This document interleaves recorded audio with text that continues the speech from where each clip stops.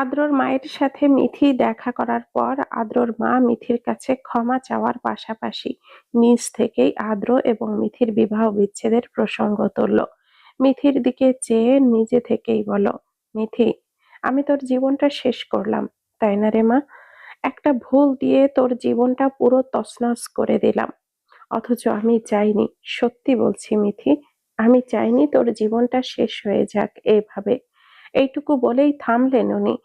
মিথির দিকে নিষ্পলক চেয়ে পর মুহূর্তেই ছোট্ট শ্বাস ফেলে জানালেন, মিথি, একটা সময় আমি তোকে এই সংসারে থাকার জন্য অনুরোধ করেছিলাম।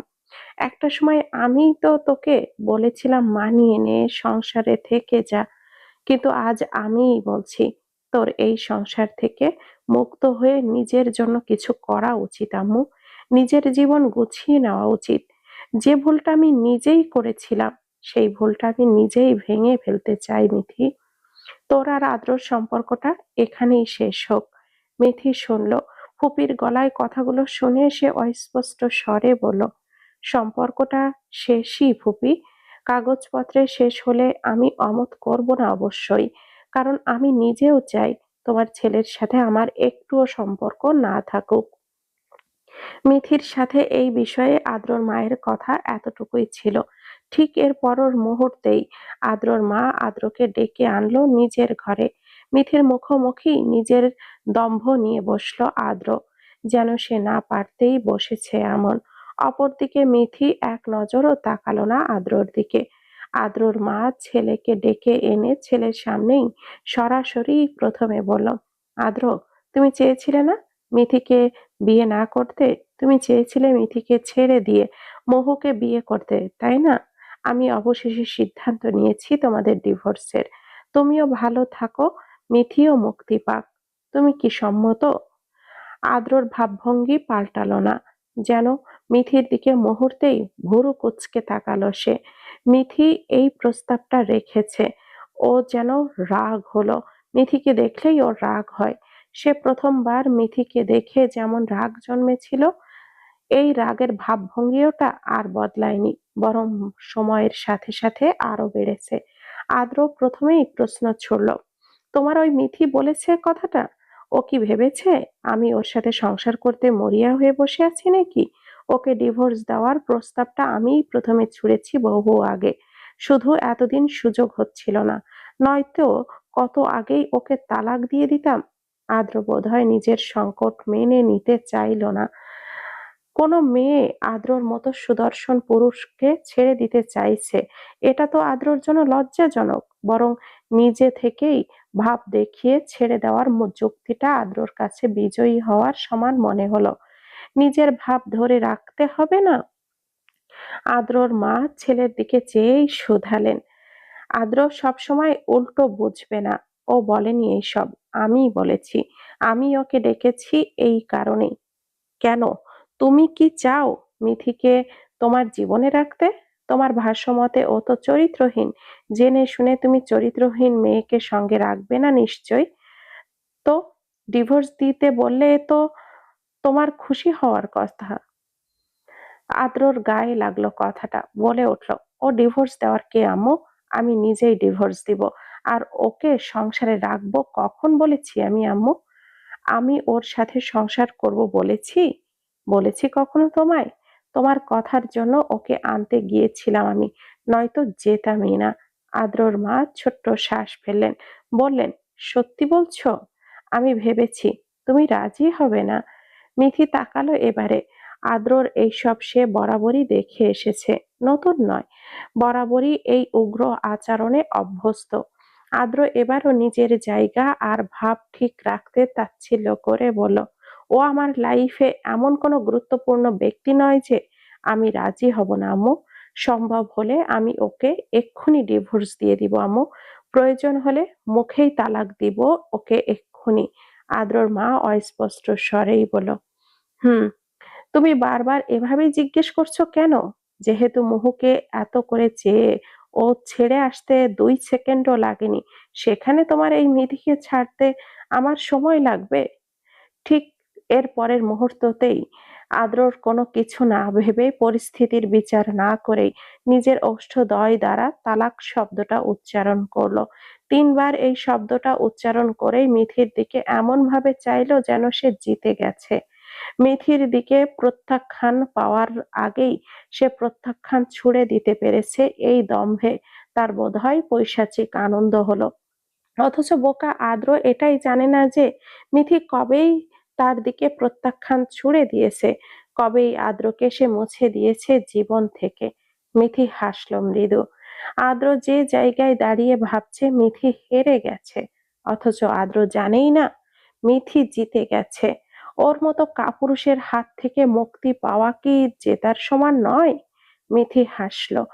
আদ্রর দিকে চেয়ে আত্মবিশ্বাসের সঙ্গে বলল, আপনার তালাক আমি গ্রহণ করলাম আদ্র। আদ্র যেন চেয়েছিল এই ভঙ্গুর মিথিকে দেখতে, এমন মিথি যার মুখে তালাক শব্দটা শোনার অন্ধকারে নামবে, অথচ নামলো না তো। মিথিকে আত্মবিশ্বাসী এক নারী দেখালো। আদ্র তাকিয়ে আছে শুধু, বলল, তোর হাত এতটা ভাবের ওপর আমার তালাক বলাটা যথেষ্ট মিথি। তোর বোঝা উচিত যে তোর দাম দেখানো কতটা অযৌক্তিক। তোকে আমি 2 পয়সারও মূল্য দেই না, বুঝেছিস?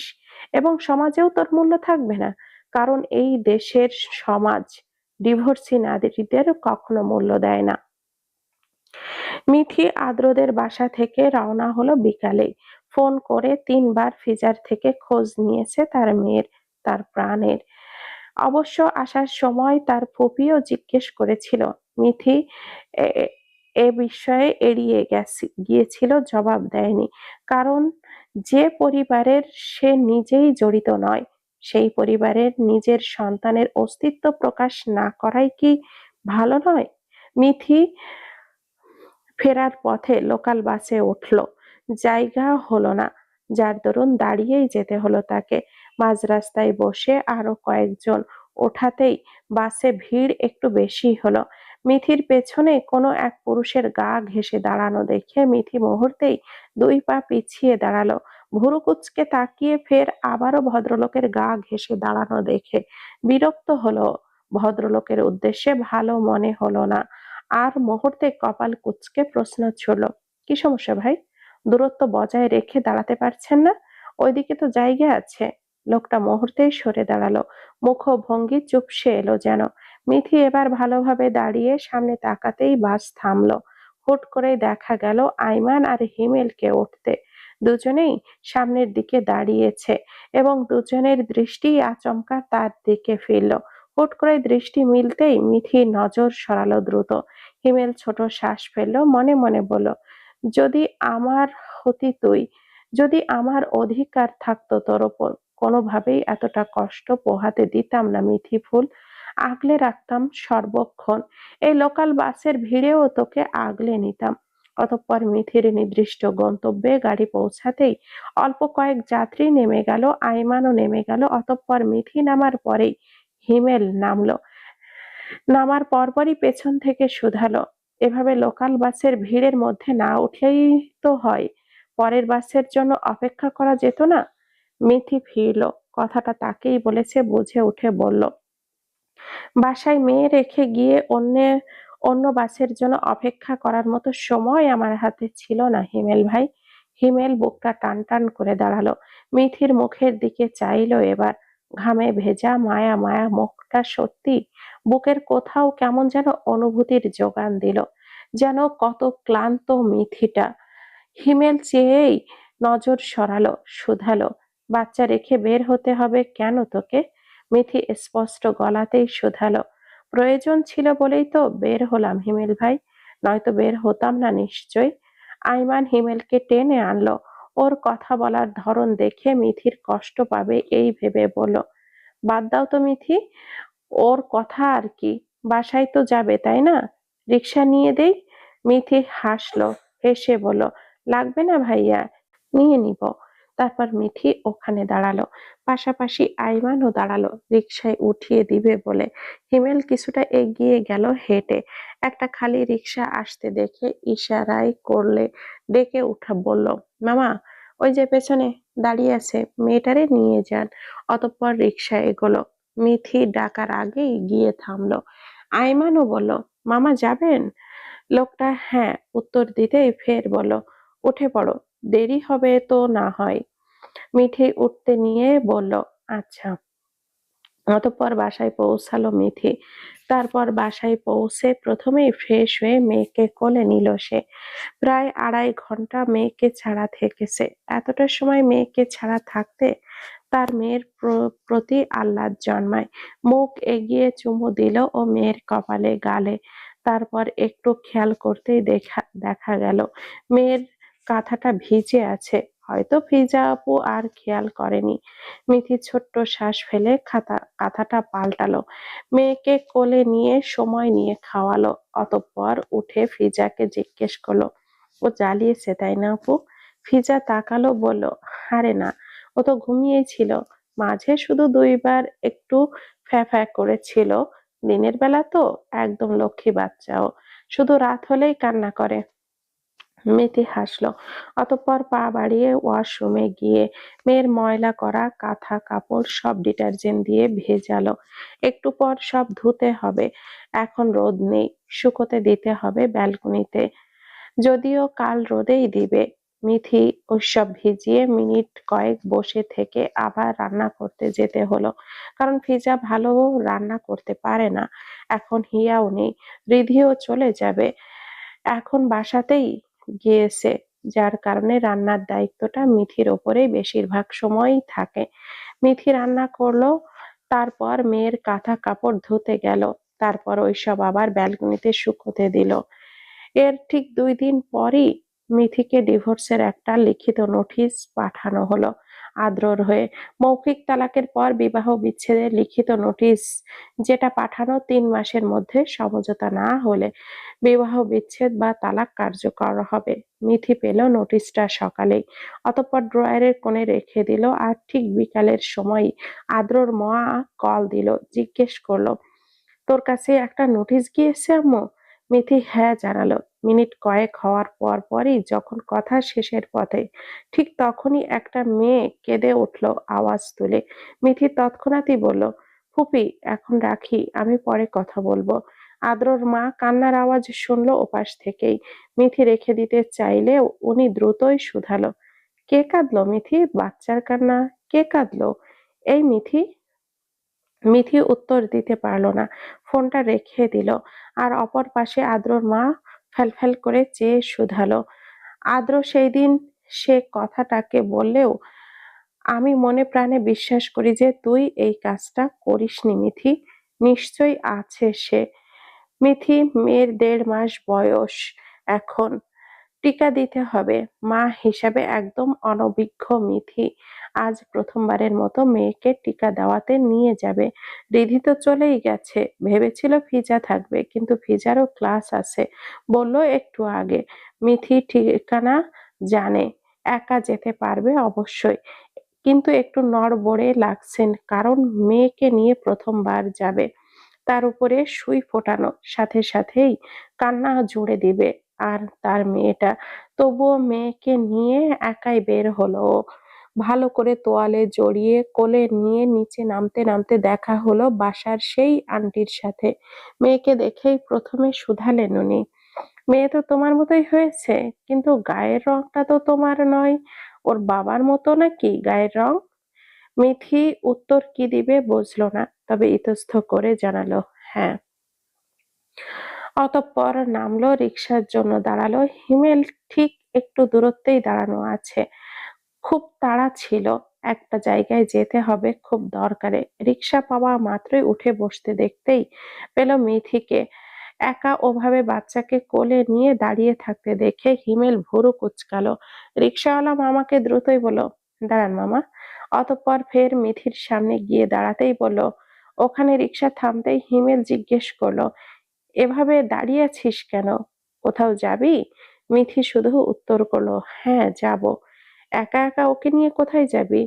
একা কোথায়, ও আছে তো।